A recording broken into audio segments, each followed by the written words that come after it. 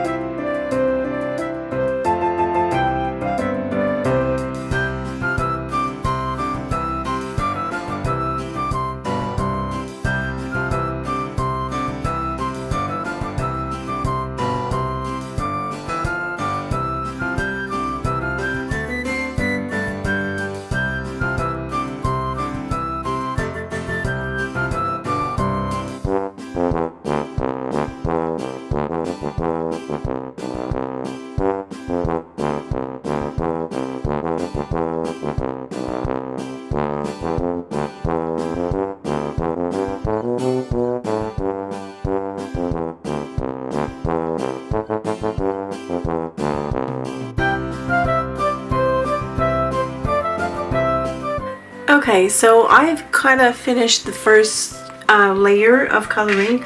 I'm going to let it dry a little bit. Why? Because I feel like it. I don't know if it's necessary at this point. I mean, I could keep going, but the one thing I'm afraid of is that the paper starts peeling. This is kind of like a delicate paper, and so I'm gonna let that dry thoroughly, and then I'll darken most of the areas. Now I noticed that I have a boo-boo here. Unfortunately, there's nothing I can do about this, so I'm gonna try. Here, you can't really see it, but you can see this. There's nothing at this point that I can do. This is permanent. It's India ink. It's going to stay there. So I'm going to try and camouflage, but I'll figure it out. And this here, I've got an area that's super dark, but that doesn't concern me because I am going to go over each of the sections a second time. But for now, I'm just going to leave it like that. I'll either speed it up with the heat tool or let it air dry.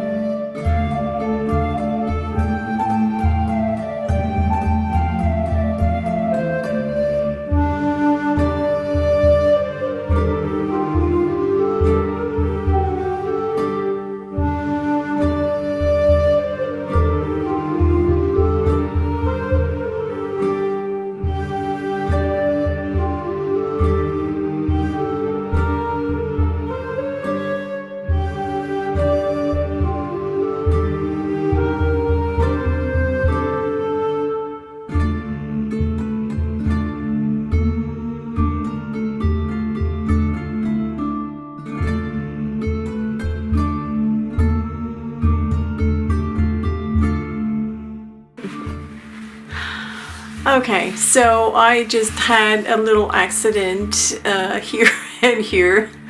I have erased the expletives. There were a few. Not sure how I'm going to fix this, but I will do my best. That's all I can tell you. I'm not starting this again. So, yeah, stay tuned. Never a dull moment with me. Never.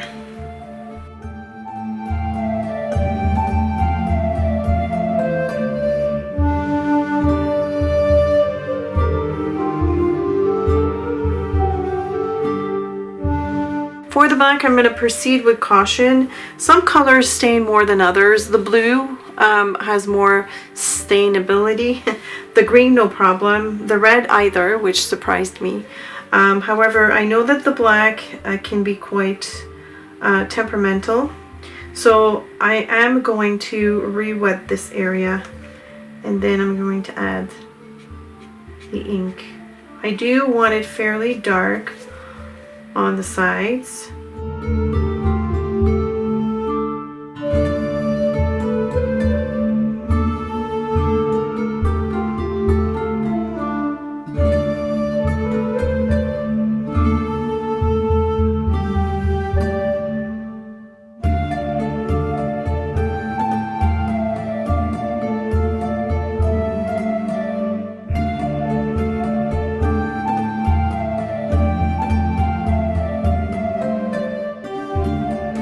Now I'm gonna add a stronger shadow underneath the hat.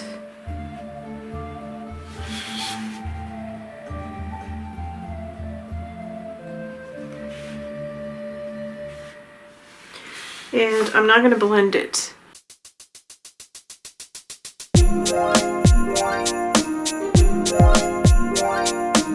I have noticed that the more I apply the ink, the less absorbent the paper has become, and that's normal because it already has, in this case, 2 layers or 2 applications. So of course the ink has already been soaking up in the paper, and so the paper becomes more saturated, therefore the ink stays longer on top. So this allows me to blend direct from paper. So I mean applying the marker or the color directly on the paper as opposed to doing the tip to tip technique.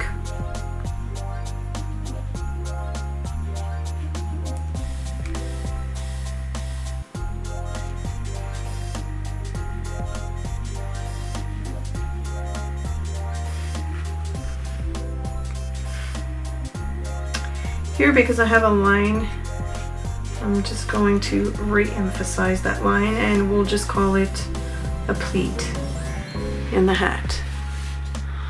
That's called working with your mistakes.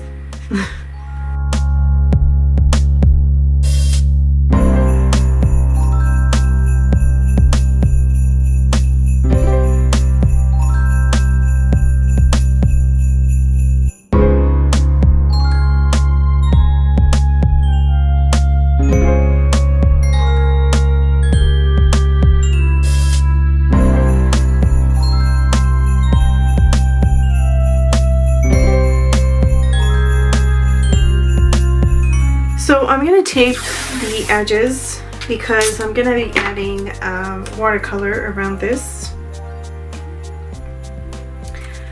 just so I can fix a few of the boo-boos. And I want to tape the edges just because I like the finish of the white border when I add a background. I'm not measuring. I'm just eyeballing it, trying to keep it simple. In case you're curious, this is artist tape.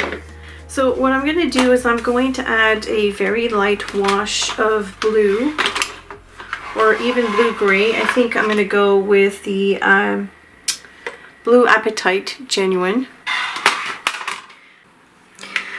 And because the India ink is permanent, I'm going to spray water. And then I'll adjust the background. So I'm just going to do the top portion. I'm going to go heavier around here because this is where most of the boo-boos occurred. So I'm going to grab some blue Jadeite Genuine and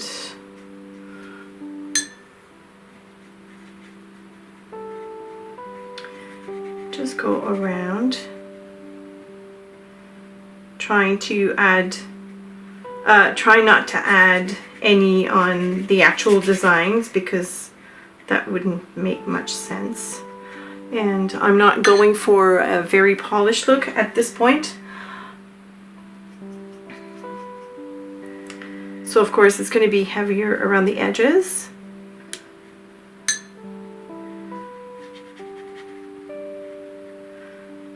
Oops. Just walking the color towards the center and around some of these elements.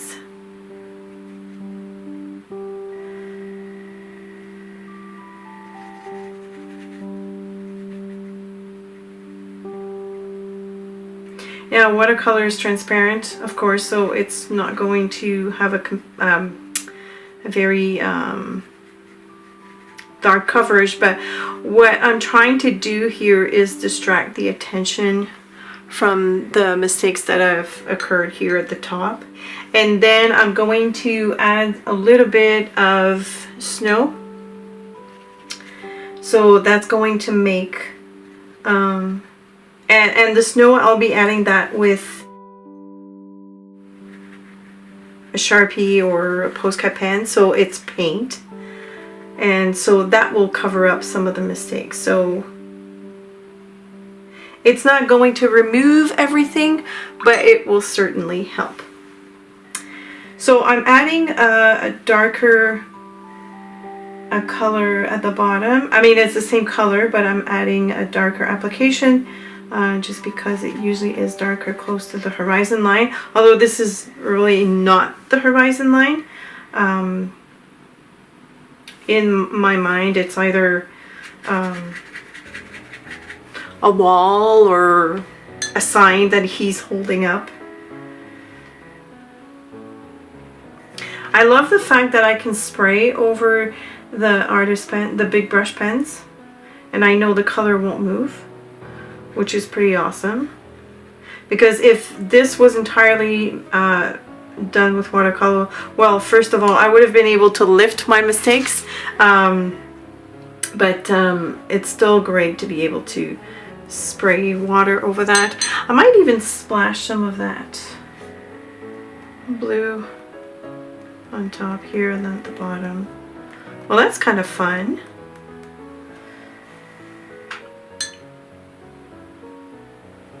I like that.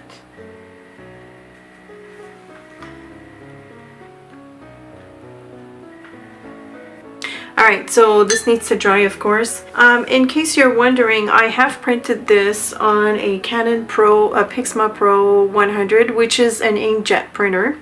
So the lines when I was coloring with the PITT artist pen did not move, but I've noticed that if I spray water, some of it have started blooming. Not a lot, not enough to be noticeable, but if I really go up close, I see a little bit of feathering, but like I said, it's not enough to be noticeable. But just so that you know, I did not print this on a laser printer. It's just an inkjet printer. I've decided to go with the Wink of Stella brushes for the bling, as opposed to my usual stickles. I thought it would suit the mood a little bit better. I don't want something super blingy. And I have this white one that I've never used, honestly. So I'm going to try this one. Remember, when you use these, you need to shake them. There's a ball inside of the barrel, so you need to be able to hear it in order for the glitter, I guess, to distribute properly. So, oops. It looks like I've had mine for quite a few years, but I can see the glitter, so I'm good with that. Let me see if I can zoom in closer. I'm not sure how you're going to be able to see this on camera, but I'm going to add this to the white portions.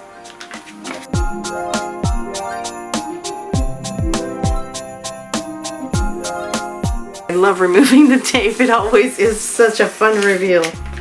Okay. So let me show you what I did at the bottom. I did it off camera. I forgot to press the record button. What I did is I added a little bit of the blue Big Brush pen in the corners here, just to make it look as if it's kind of like an envelope or a sign that he's holding.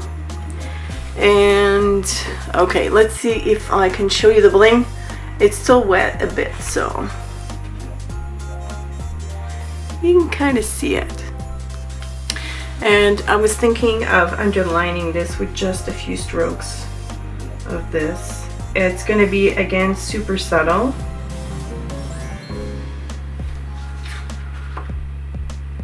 But it's going to add. So see, if I move the paper, you can see it. On camera, it's very difficult to pick up any sort of glitter. I'm also going to add a little bit of gold on the stars, and I will be adding some blue on the Christmas balls.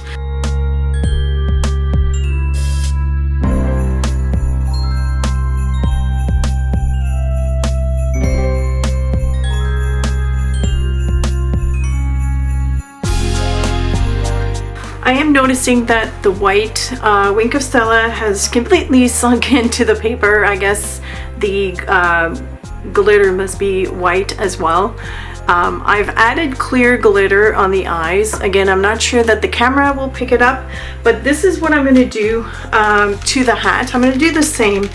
So I guess clear would have been the perfect choice from the get-go. So again, if you're following along at home and you want to replicate what I'm doing, I would suggest that you use the clear Wink of Stella. Again, you can also use any type of glitter that you have. Of course, stickles would be another choice. So the last thing I want to do is also add some snow. I'm just going to add a few dots with this Posca paint pen. This is the medium tip. And of course, I'm going to keep that super random. I'm going to make sure also that it falls on the different things that I have going in the background to make it look even more authentic.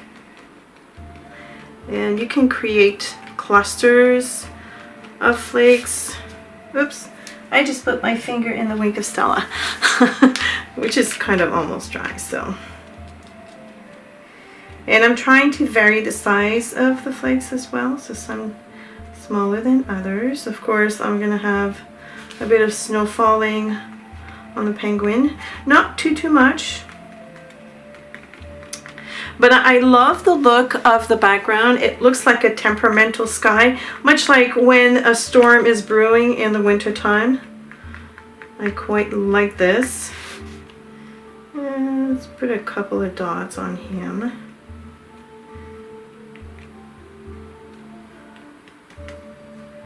And I don't want to forget the sign as well. I want to put a dot on his nose. And I'm also going to color the, oh, you know what? I need to correct something on one of the eye because I went kind of crazy with the Wink of Stella. So I'm going to add a bit of black around this area with the Pitt Artist Pen. This is the extra small tip.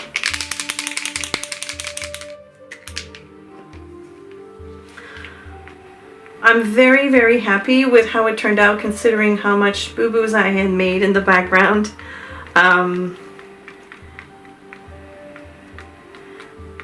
It happens, right? Yeah, I think he's looking cute. Also, I'm going to make sure that I put a few snowflakes on the letters just to make them, you know, just to blend them together. And that's pretty much it. Oh, I need to do a dot inside here.